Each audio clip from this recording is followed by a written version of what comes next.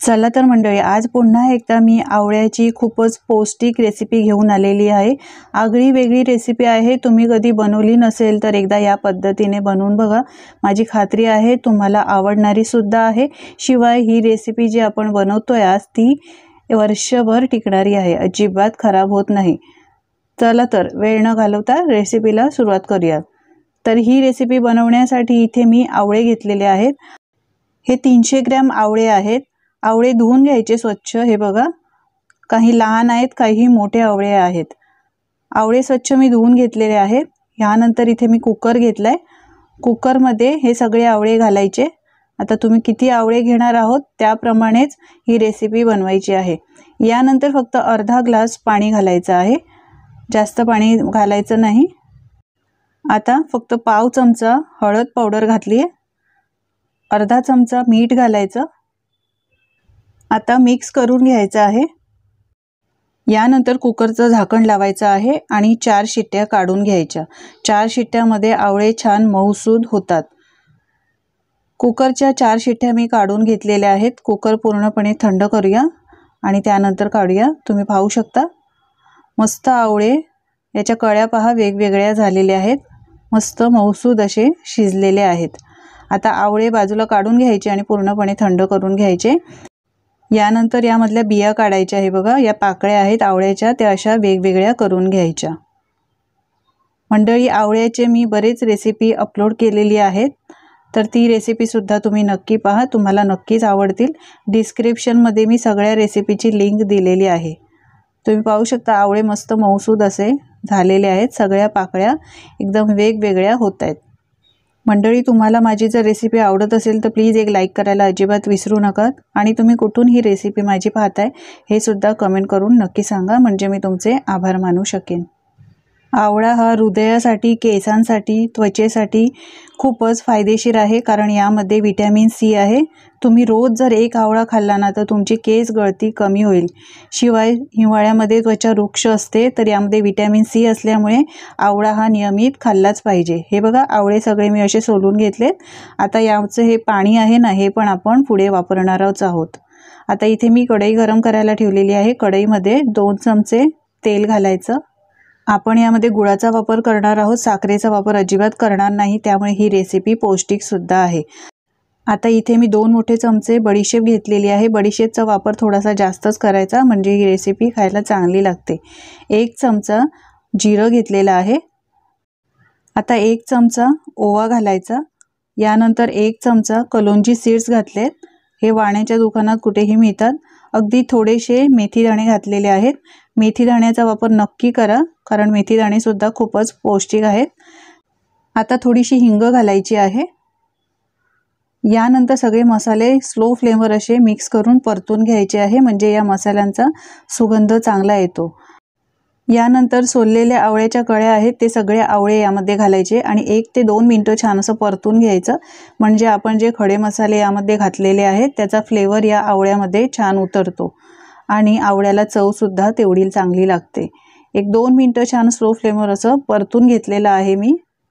हिवाळ्यामध्ये येणारे असे हे आवळे आहेत, त्याचे वेगवेगळे पदार्थ बनवून खाल्लेच पाहिजे। पचायला खूप चांगले असतात। पचनाचा त्रास असेल तर तो कमी होतो। आता आवळा छान मी मिक्स करून घेतलेला आहे। यानंतर यामध्ये गूळ घालायचा आहे। तर मी इथे 300 ग्रॅम आवळे घेतलेले होते, तर मी पाव किलो गूळ घेतलेला आहे चिरून। आता सगळं व्यवस्थित मिक्स करून घ्यायचं आहे। आवळ्यामध्ये भरपूर प्रमाणात व्हिटॅमिन सी असल्यामुळे केस गळणं थांबतं। शिवाय आपलं जे हृदय आहे, हृदयासाठी सुद्धा आणि डोळ्यांसाठी सुद्धा खूपच उत्तम असे हे आवळ्याचे पदार्थ असतात। नक्की तुम्ही सुद्धा करून बघा। व्यवस्थित सगळं मिक्स करून घेतलेलं आहे। लहान मुलं काय मोठे सुद्धा नुसते आवळे खायला मागत नाहीत कधी कधी, तर या पद्धतीने जर तुम्ही त्यांना रेसिपी बनवून दिली ना तर ते नक्कीच खातील। आता झाकण ठेवूया आणि 3 ते 4 मिनिटं स्लो फ्लेमवर हे आवळे आहेत ते शिजवून घेऊया। तर मी 4 मिनिटं आवळे छान शिजवून घेतलेत। तुम्ही पाहू शकता गुळाला चांगलं पाणी सुटलेलं आहे। गूळ सुद्धा छान यामध्ये हळूहळू मिक्स व्हायला लागलेला आहे। एकदा चांगलं मिक्स करून घ्यायचं। त्यानंतर आवळे उकडताना आपण जे कुकरमध्ये पाणी घातलं होतं ते पाणी सुद्धा यामध्ये घालायचं। त्यामध्ये आवळ्याचा रस असतो आणि तो रस आहे तो खूपच पौष्टिक असल्यामुळे ते पाणी फेकायचं नाही, यामध्येच त्याचा वापर करायचा।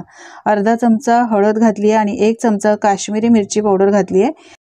यानंतर 2 चमचे सुंठ पावडर घातली आहे। सुंठ पावडरचा नक्की वापर करा, कारण हिवाळ्यामध्ये सर्दी खोकल्याचा त्रास होतो। तर अशा पद्धतीने प्रत्येक पदार्थामध्ये जर तुम्ही आवळ्याचे किंवा इतर पदार्थ करत असाल तर सुंठ पावडरचा नक्की वापर करायचा। 1 चमचा मी इथे काळी मिरी पावडर घातली आहे। काळी मिरी खलबत्त्यामध्ये कुटून त्यानंतर त्याचा वापर केला आहे। याचा फ्लेवर खूप चांगला येतो आणि काळी मिरी सुद्धा सर्दी खोकल्यासाठी रामबाण उपाय आहे। हे सगळे मसाले घातल्यानंतर एकदा मिक्स करून घ्यायचं आहे व्यवस्थित। आवळा हा ज्यांना शुगर आहे म्हणजे डायबिटीज आहे, शिवाय ज्यांना कोलेस्ट्रॉल आहे त्यांच्यासाठी सुद्धा फारच गुणकारी आहे, त्यांनी सुद्धा हा आवळा खाल्ला पाहिजे। शिवाय किडनीसाठी सुद्धा फायदेशीर आहे, किडनीचे कार्य यामुळे टिकून राहतं। वजन जर तुम्हाला कमी करायचं असेल तर आवळा हा नियमित खाल्लाच पाहिजे। डोळ्यांसाठी सुद्धा फायदेशीर आहे, कारण यामध्ये कॅरोटीन असतं। आता झाकण ठेवायचं आहे आणि 5 ते 6 मिनिटं आपल्याला हा आवळा चांगला शिजवून घ्यायचा आहे। असा गुळामध्ये आवळा शिजवल्यामुळे आवळ्यामध्ये छान गुळाचा रस आहे तो मिक्स होतो आणि आवळा एकदम ज्युसी बनतो। आपण मस्त आवळ्याची लोणजी बनवतोय। याला तुम्ही आवळ्याचं गोड लोणचं किंवा आवळ्याची गोड चटणी पण म्हणू शकता।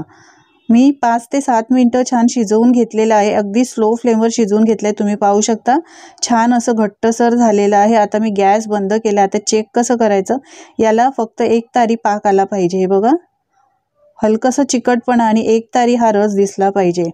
याचा अर्थ आपली ही लोणजी म्हणजे आवळ्याची चटणी तयार झालेली आहे। आता गॅस बंद करायचा आहे आणि ही चटणी आवळ्याची लोणजी पूर्णपणे थंड करून घ्यायची आणि त्यानंतर अशा काचेच्या बरणीमध्ये भरून तुम्ही ठेवू शकता। जास्त जर बनवणार असाल तर अशी काचेच्या बरणीमध्येच ठेवा, कारण काचेच्या बरणीमध्ये ती खराब होत नाही आणि बरेच दिवस टिकते। कारण प्लास्टिकच्या बरणीमध्ये ठेवल्यामुळे याला उष्णता मिळते आणि उष्णतेमुळे ती खराब होण्याची चान्सेस जास्त असतात। ही आवळ्याची गोड लोणजी चटणी किंवा काय तुम्ही म्हणाल मला नाव सांगा कमेंट करून। आता ही मस्त खायला आपली तयार झालेली आहे। वर्षभर आरामात टिकते, अजिबात खराब होत नाही। तुम्ही फ्रीजमध्ये ठेवू शकता आणि कमी प्रमाणात बनवली जर महिनाभरात तुम्हाला संपवायची असेल तर बाहेर ठेवून खाऊ शकता, अजिबात खराब होत नाही। बऱ्याच आजारांवर रामबाण उपाय आहे ही आवळ्याची चटणी म्हणजेच लोणजी। ही लोणजी चपातीबरोबर खाऊ शकता, मुलांना टिफिनमध्ये देऊ शकता, मुलं आवडीने खातील इतकी खायला टेस्टी लागते। किंवा भाताबरोबर नाही तर पुरीबरोबर सुद्धा खाऊ शकता। तुम्ही सुद्धा या पद्धतीने बनवून बघा आणि बनवून बघितल्यानंतर तुमचे अनुभव माझ्यासोबत शेअर करायला अजिबात विसरू नका। मंडळी, मला खात्री आहे तुम्हाला आजची ही अजून एक आवळ्याची मी बनवलेली रेसिपी नक्कीच आवडली असणार। जराही आवडली असेल तर लाईक करा, शेअर करा आणि अशाच नवनवीन रेसिपी पाहण्यासाठी चॅनलला सबस्क्राईब करायला अजिबात विसरू नका। चला तर पुन्हा भेटूया अशाच युनिक वेगवेगळ्या नवनवीन रेसिपीसोबत। धन्यवाद।